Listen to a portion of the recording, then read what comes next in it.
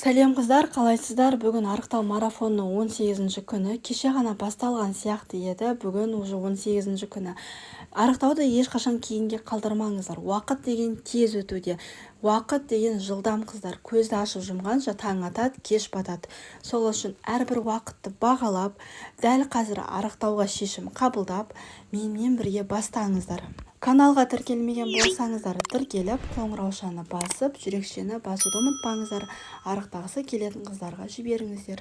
Вакуум жаттығуын жасап болған соң, су ішіп аламыз, жылы су. Сосын 15-20 минуттан кейін тамақтану қажет, яғни таңғы ас ішу қажет. Бүгін менде таңғы ас бір қуырылған жұмыртқа. Мен жұмыртқаны майсыз қуырамын. Көп жағдайда менің сковородкам антипригатный болғандықтан жабыспайды. Және бір дана қызанақ және кукурузный каша. Менен сұрап еді, кукурузный каша жейсіз ба деп. Міне жүгері ботқасын таңғы асқа дайындадым. Өте дәмді болып шықты. Сіздер де жасап көріңіздер. Жүгері ботқасының рецептін каналымнан таба аласыздар. Мен сілтемесін қалдырамын. Міндетті түрде қалай дұрыс дайындау керек, міне соны қараңыздар. Және таңғы асқа тыквенная семечка, яғни асқабақтың дәмін қосамын. Ол қанықпаған май қышқылы және жануар май ретінде қолдың таза сары майы немесе жай ғана президент май немесе булаев майды пайдалануға болады. Міне дәл осы менің таңғы асым өте тойымды. Сіздер дәл осындай таңғы асқа тоясыздар ма? Маған бұндай таңғы ас күні бойы энергия береді және күні бойы тойымдылық сезімін береді. Таңғы асты таңғы 7 мен таңғы 9 аралығында ішуді әдетке айналдырыңыздар. Көбісі сұрапты, қай уақытта тамақтанасыз деп.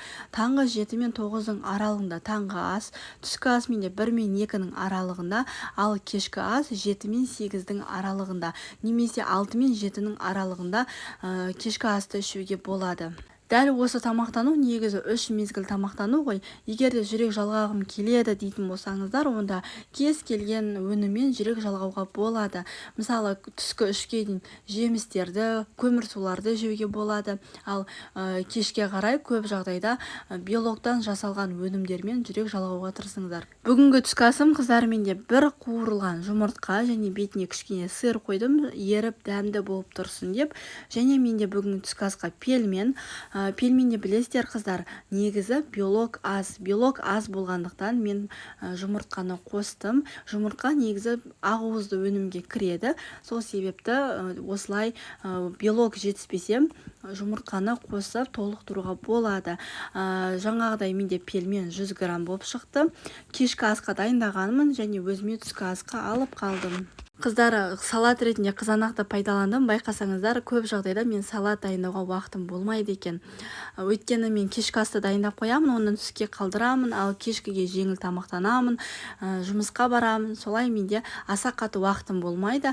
Бірақ уақытым болмаса да мен тамақ дайындауға, дәл осылай тамақтануға әйтеуір уақыт тауып жүрмін. Сіздер де солай жасаңыздар. Кез келген салаттың түрін дайындауға тырысыңыздар. Мен сияқты болмаңыздар.